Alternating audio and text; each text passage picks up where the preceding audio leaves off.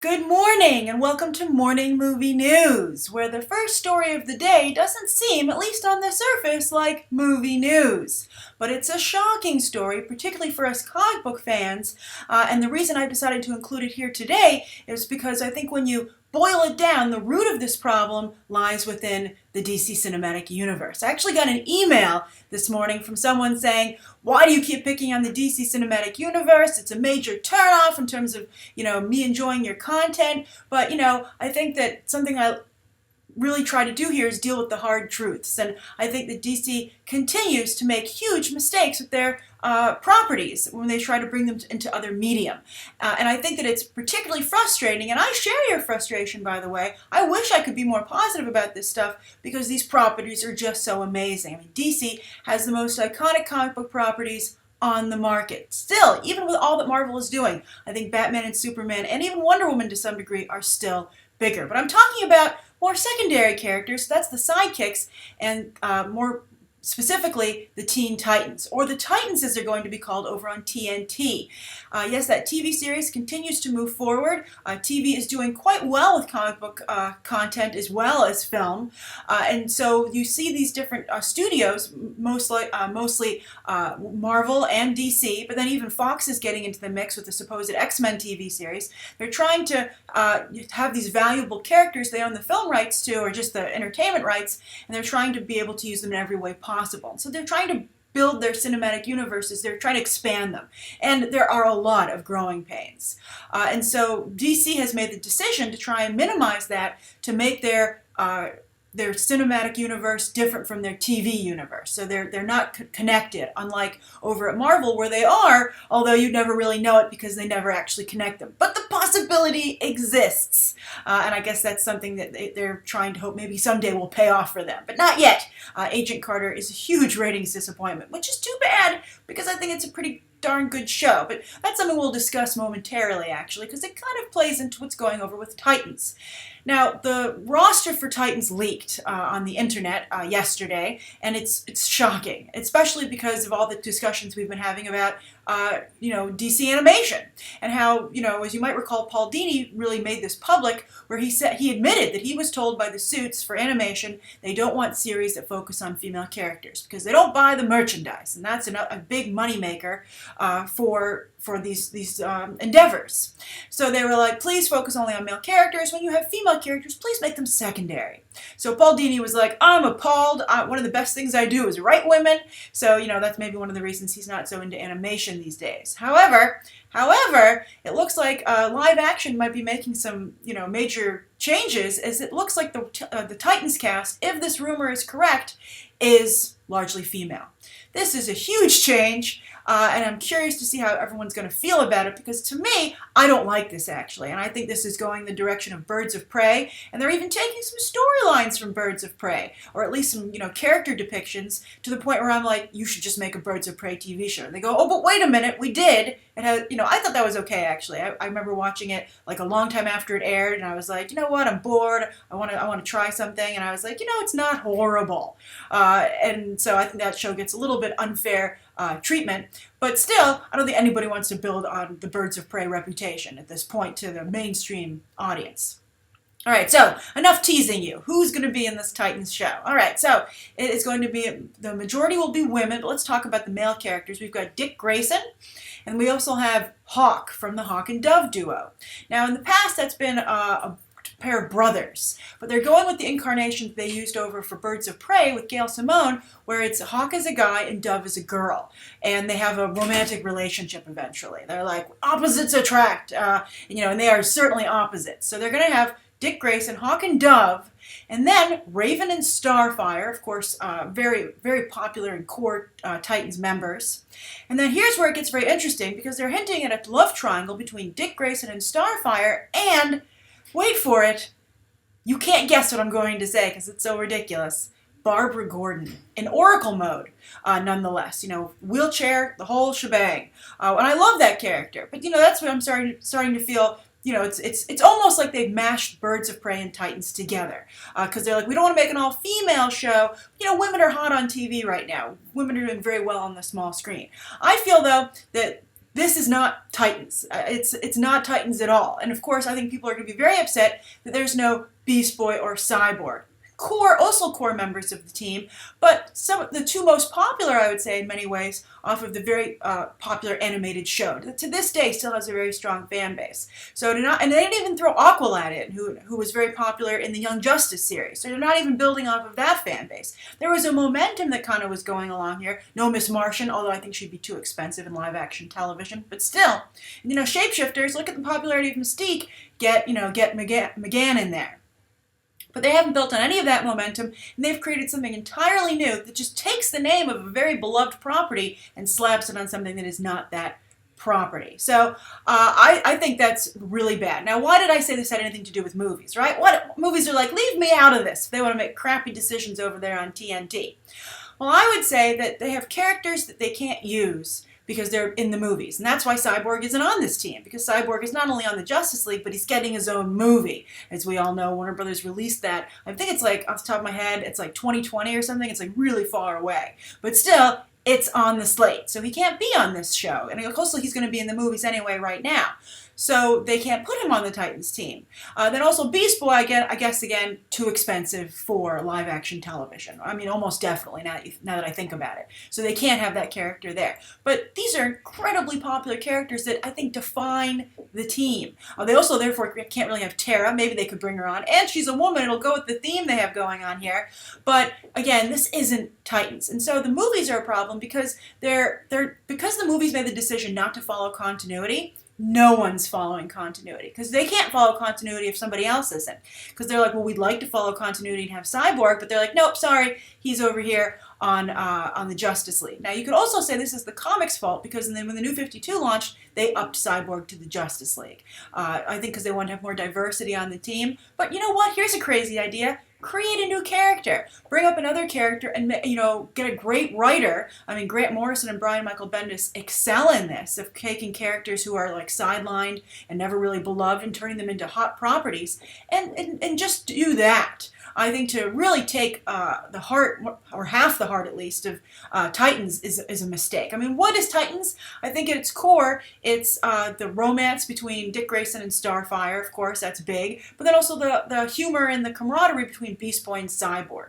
That might not have been in the original comics, but I think the animated series have done that to a large degree. So, again, the movies are at fault here because they started the not following the continuity, rule for the whole DC cinematic universe. Now, Marvel's kind of moving this direction too, oddly enough, with their decision to have Secret Wars and Battle World and get rid of their continuity. And I just feel, and many of you have said, well, you know what? Hey, these characters aren't particularly well known by the mainstream, so who cares if it follows the continuity? Who cares if it follows the source material? And I would say, don't just look at it as a source material. This has been workshopping. This has been workshopping these characters, experimenting with them and seeing what works. And this works. And also, don't underestimate the importance of a core fan base. If you don't have your core fan base watching this stuff, who is going to watch it? That's how you get your mainstream viewer to check it out. They go, well, so many people are into this. I mean, would so many people be into comic book movies today if the core demographic of these fandom, like people like myself and a number of you, didn't just go absolutely crazy when this stuff finally was on the big screen in the correct way? We were like, oh my God, this is what we've been talking about. And we excitedly told all our non-comic book friends, we were like, see, you didn't understand why I liked comics so much. Well, go watch this. And they were like, that is pretty good. Maybe I've been missing out. So that enthusiasm and that loyalty are a really important foundation for anything that any of these companies are trying to build. And then the last thing I wanted to say is that, as much as I like seeing strong female characters, I don't like seeing all-female teams. I think that that's not fun. I think that's the Frozen Maleficent situation where the pendulum swings in the opposite direction. We don't want to leave anybody out, right?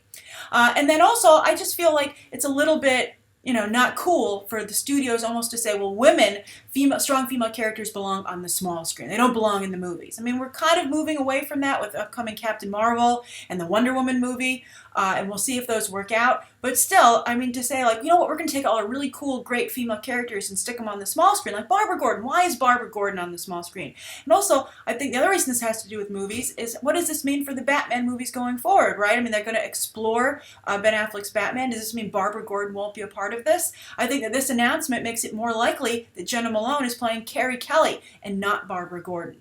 And also, how about Dick Grayson? I think it's unlikely he's going to show up now in Batman v Superman if he's going to be a starring character on this TV series, because I think that, even though they don't cross over, they're not having these characters really coexist. You're not seeing, except for the Flash. The Flash is one instance where they are doing that, and we'll see how that works out for them. So I'm curious, what do you think of this? Do you agree with me that movies are to blame? They started this whole thing without respecting continuity. What do you think of relegating strong female characters to the small screen versus the big screen? And what do you think of this means for the Batman movies? If the two core members, forget core members of the Titans, how about core members of the Batman family, Dick Grayson and Barbara Gordon, are over here on this TV show?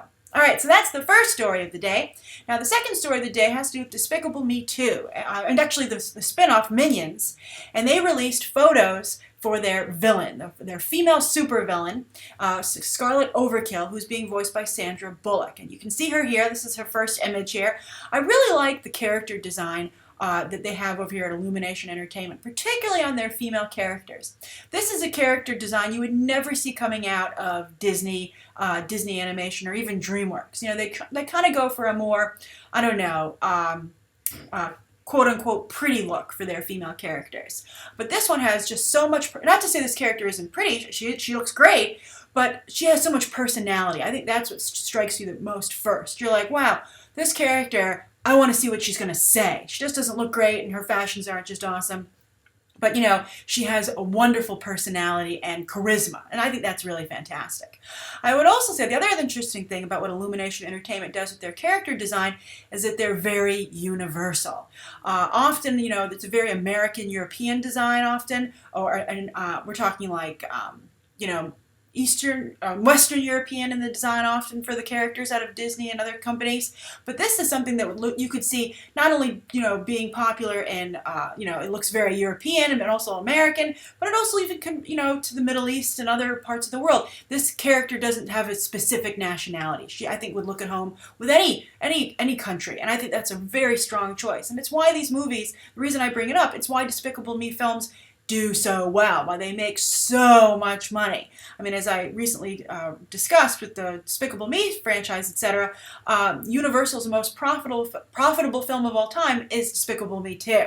And the history of the entire studio, and they have some amazing movies like Jurassic Park, but it's Despicable Me 2 which made them the most money. And that's because they make very savvy business decisions like this kind of character design. And then they have one other photo. Here she is with some minions in her villainous airplane.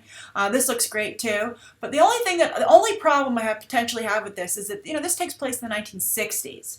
And I think that maybe we're a little tapped out on 1960s stuff, especially because, Kingsman, same kind of, it doesn't take place in that era, but it's heavily inspired by it. We've got the Bond movies, Austin Powers.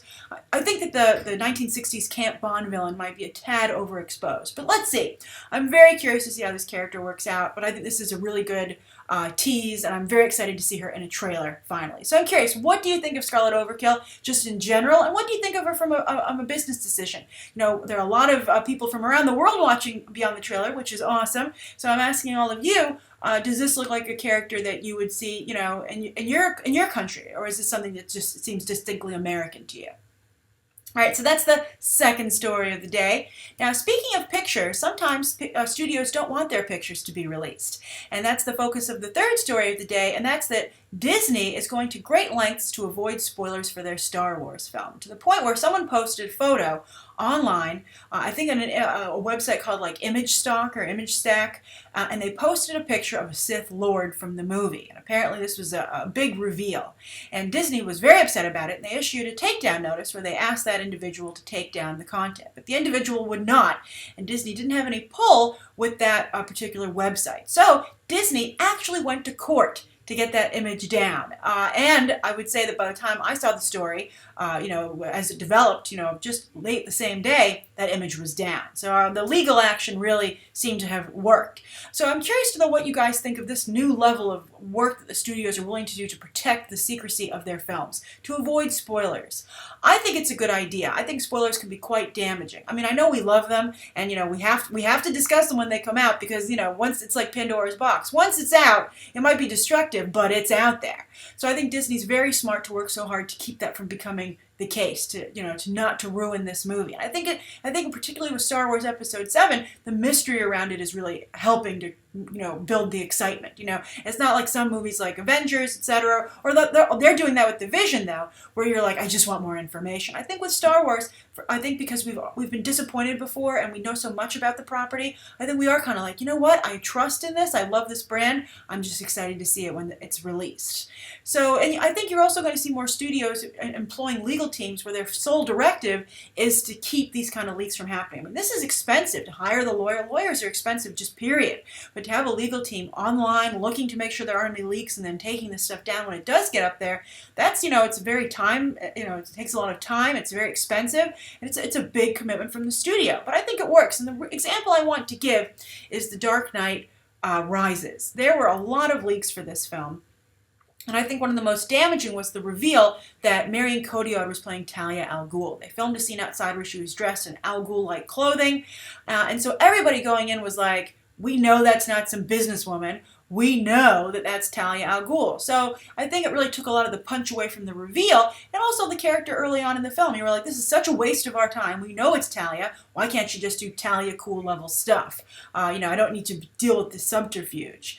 It's just boring to watch. So I think that was one instance where a film was really severely handicapped by leaks. So I think this is a good idea. I think so far, Disney's been doing a great job keeping a lid on any leaks on Star Wars, and I think that it would be great to see this going forward from all the studios. But I'm curious how you feel about it, because we do love our leaks, right? Although I have to say, Batman v Superman has been pretty good with leaks as well. There have been some major leaks, but nothing confirmed. We don't know anything about Lex Luthor, to the point where, it's not even a part of the conversation. There's so little information about Lex Luthor. And, to some degrees, that's maybe a little bit of a bad thing, right? But we'll see. The movie's very far out in that regard.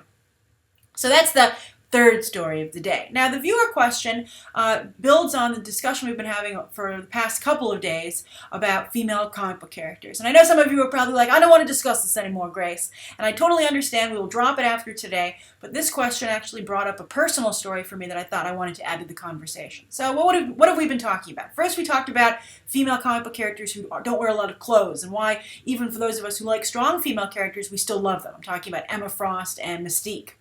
Then we talked about Superman and Wonder Woman dating. And then we talked about, yesterday on Monday, about one BTT viewer's daughters being into comic book movies and why they perhaps liked, their favorite character was Captain America, and Black Widow, wasn't that high on the list. Why was that? And does their love of Captain America mean they don't need to continue to try and have female characters if, a male character can satisfy that fan base, or, are they going to eventually have a missed opportunity, et cetera, et cetera. So I've been enjoying this conversation. I know a number of you have from the comments, and it provoked another question. And this is from Peter Foster. And Peter says, I'm curious, Grace. You talk frequently about girls wanting to be heroes, so there should be more female superheroes on the silver screen. While I am all for more female superheroes, I wonder if it is true that people can relate to their only relate to their same gender on screen. I know I can be excited vicariously when Captain America, Star-Lord, or Oliver Queen are fighting, or when it is Agent Carter, Captain Black Widow, or Black Canary who save the day. Gender doesn't really seem to matter to me as a fan, says Peter. Is this just me? Well, this is a question I've seen a number of you bring up, so that's another reason I wanted to address it today. I think that, of course, anyone can be inspired by any character, male or female. When I was little, I loved Tarzan, to the point that I actually jumped off of a chair trying to do helicopter twirls to be like Tarzan and broke my elbow, which is actually a pretty serious injury. But, I wasn't imitating Jane, right? I was imitating Tarzan. And I think that everyone loves, all these characters throughout history have strong female fan bases. And, lots of little girls, want to be these kind of characters as well. So yes, you don't have to have a female character to have a horse in the race, I guess you can say. But I do think it's important, and here's why. When I was going to see Monsters vs. Aliens, this is the larger story is that I was actually invited. This was early on when I was doing Beyond the Trailer, and I was invited to a press event for the movie, and they showed footage from the film. And when I got out of that screening, I was like, this is horrible, because they only showed the sequence when Ginormica first got her powers and was in San Francisco on the bridge and with, being chased through like the hilly portion of the city. And she was just screaming and screeching and like, I can't do it. And she just seemed just horrible. And I was like, this is such a horrible depiction of a woman superhero that she's having a massive freak out and can't contribute to the group, because it was kind of like a team dynamic. It was their first team mission, so to speak. But then when I actually saw the movie, I was actually pretty frustrated that DreamWorks had not done a good job representing the character to the media. And this, I guess, when you think about it, was just the beginning of DreamWorks Animation not doing a good job representing their properties to the public, not just the media, but to the public at large, and why they continue to have so many problems in the box office, even though their content is so amazing. So anyway, when I saw the movie, at the end of the film, and I really recommend you watch Monsters vs. Aliens if you have not, but Ginormica, she goes through her character arc as a character, as a superhero, and becomes quite good. And at the end of the movie, she needs to save the day. And there's a moment when she's taking all of her team with her, and she's jumping out of the spaceship, and she has to break through. So to break through, she strikes the Superman pose. And I couldn't believe it. I surprised even myself. But it brought tears to my eyes, because to finally see that had such a huge effect on me. And let me tell you why. Because, people like Peter, which I think correctly so, would wonder, well, why doesn't that just move you to tears whenever you see anyone do it, right? Well, here's the reason. I had seen male characters, of course, doing this, since I was a little kid and had been enjoying movies and comic books, etc. So that was something certainly not new to me. But I'd never seen a female character do it in an honest, just in an actual way. I think that I, of course, had seen female characters save the day beforehand, and by that I mean like in a sexy way, or in a, hey boys, look what I can do kind of way, or a girl power way. But that's not what was going on here. This was just Ginormica having to do what she had to do to save her team. She wasn't showboating. She wasn't sure she was going to succeed. She genuinely felt she was in danger, and she, just like our favorite Indiana Jones moments, and why Harrison Ford continues to be the gold standard when it comes to action, portraying an action hero, because he genuinely seems in danger. He's not full of himself, and those were qualities that I saw in this Ginormica character. And so to see a female character do it, it kind of, it gives you the feeling that, yeah, you could do it. I mean, when you can like a male character, but when you don't see any examples like yourself, it makes you feel like it's out of the realm of possibility for you.